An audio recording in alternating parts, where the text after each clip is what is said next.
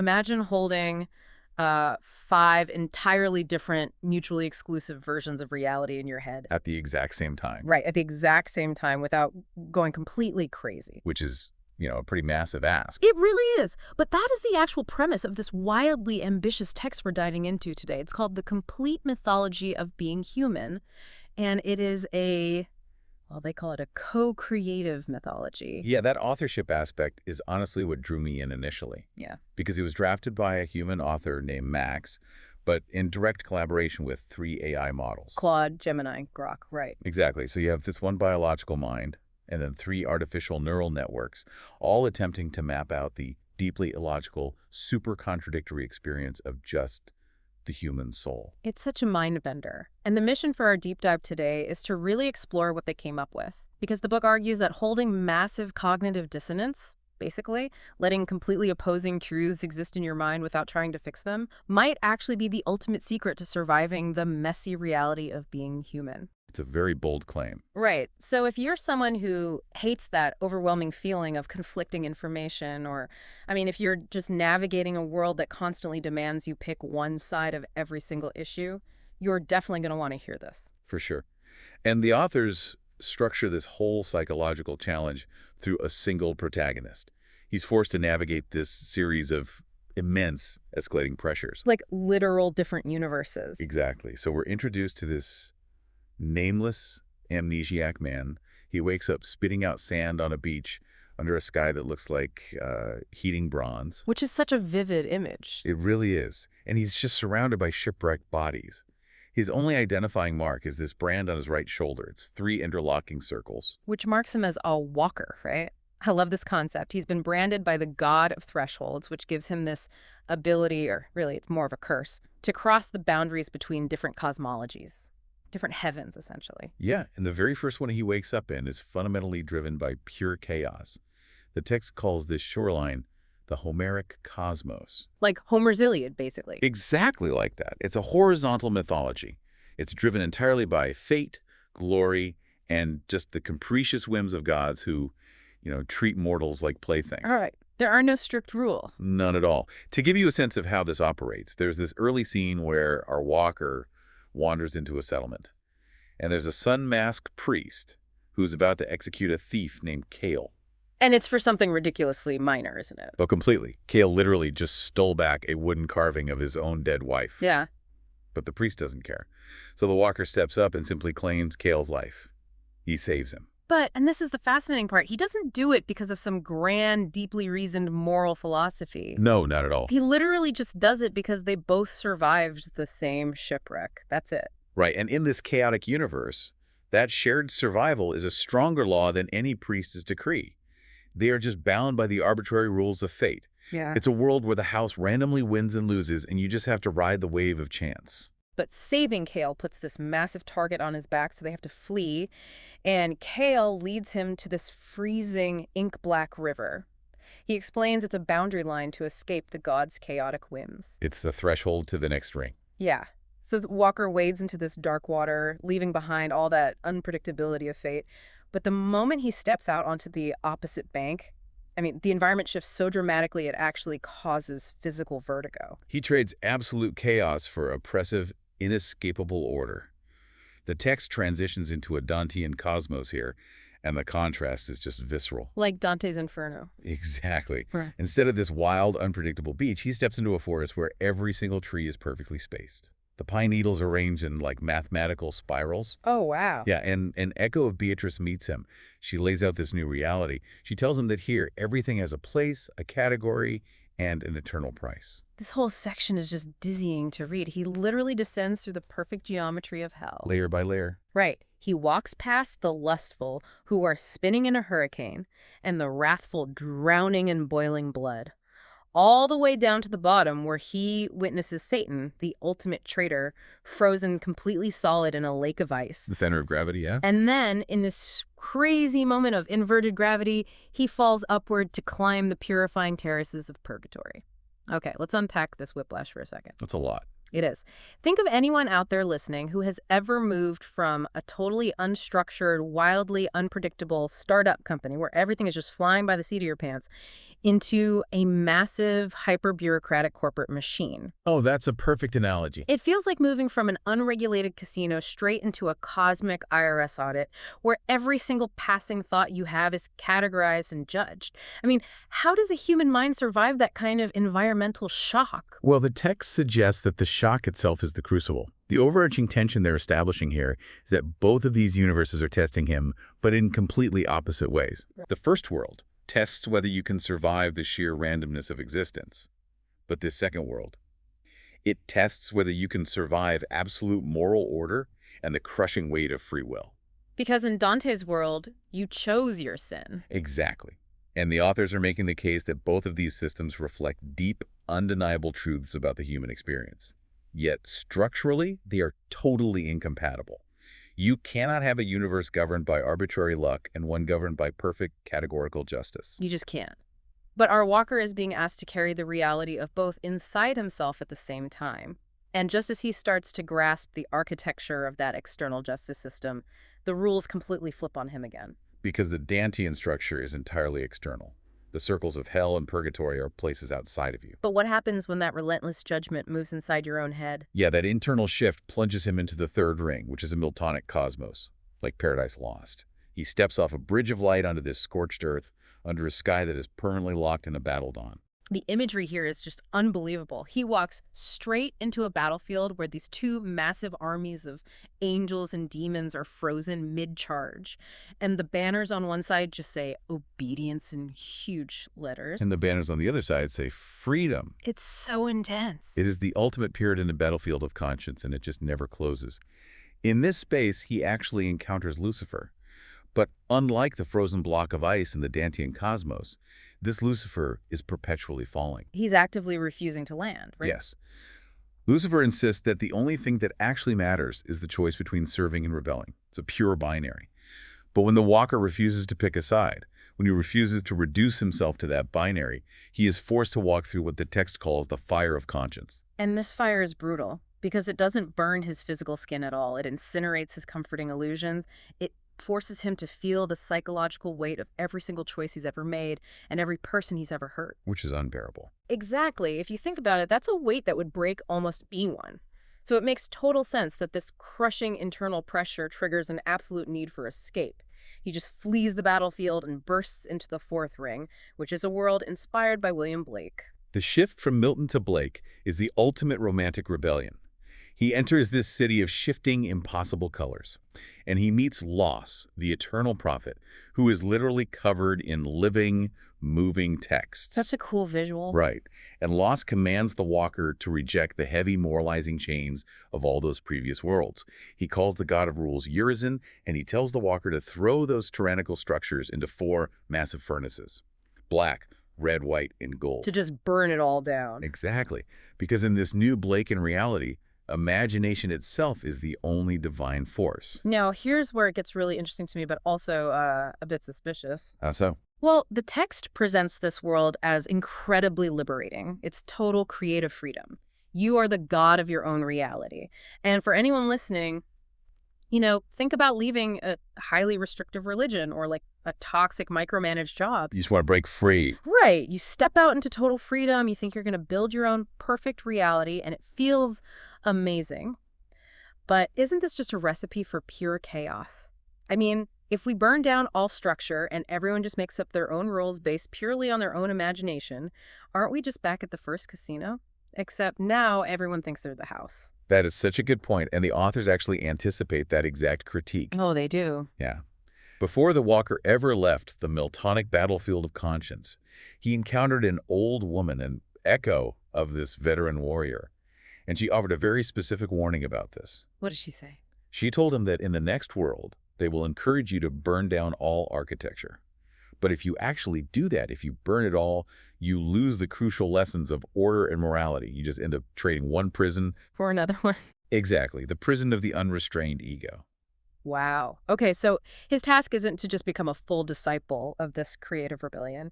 He has to somehow capture that creative fire without entirely melting down the structural architecture he learned in the Dante and Milton worlds. Talk about a nearly impossible balancing act. Seriously, and it gets even weirder after this, because if you've been upon a fate and a judged soul, a moral warrior and a divine creator, I mean, what identity is even left to explore? The realization that perhaps the universe isn't paying attention to you at all. Ooh, yeah. He drops into the fifth ring. It's this infinite airless space. There is no ground. There's no sky. And he is surrounded by these vast mountain-like presences of pure consciousness. The angels. Yes, these are angels, but they are utterly and totally indifferent to the walker. This section honestly gave me chills. The text describes how just the mere periphery of one of these angels' attention, just brushing past him, is enough to temporarily unmake his physical form. He just dissolves. Yeah, he is ontologically reduced to nothing in the face of their perfection. It is the terrifying beauty of absolute indifference. And in this void, he meets a figure named Rainer, which is an homage to the poet Rilke, who was just sitting there with a notebook. And what does Rainer tell him? Rainer teaches the walker this harsh but really beautiful truth. He is infinitesimally small. He is brief.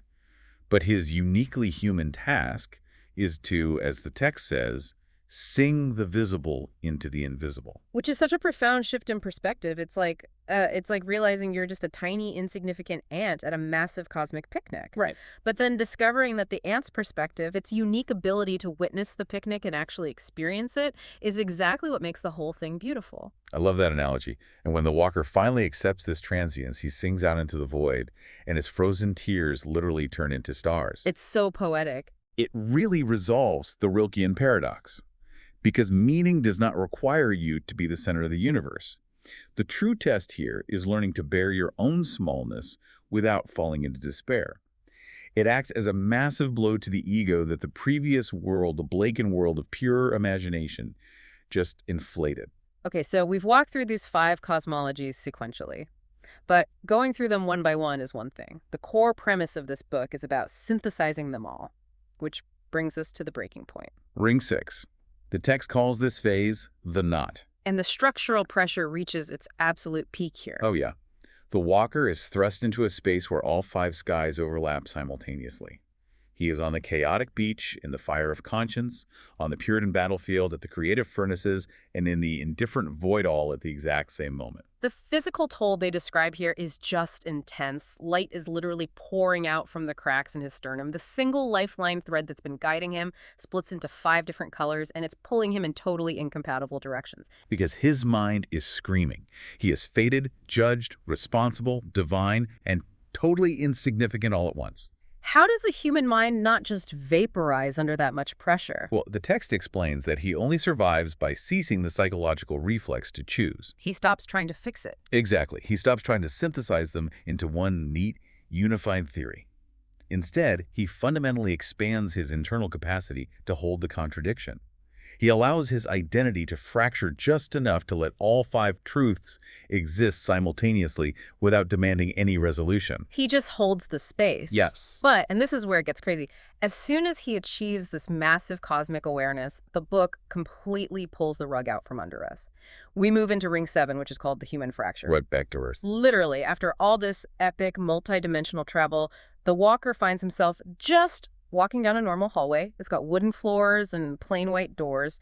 And behind these doors, he doesn't find mythological monsters or anything. He finds his own actual blunt human failures. He is forced to face specific ghosts from his past. There's Pyros, a 17-year-old boy he beat to death in a fit of rage. Awful. There's Kala, the pregnant lover he abandoned. And the ghosts of 400 civilians that he allowed to burn in a besieged city just to secure a tactical advantage. He has to look into the eyes of the actual people he destroyed. And then he steps through a mirror and physically merges with this true, profoundly flawed self. Okay, wait, I have to push back here. What? Why would the authors build him up into this enlightened, multi-dimensional traveler capable of holding the literal secrets of the universe, only to strip it all away and reveal him as a terrible, ordinary guy who makes awful, unforgivable choices?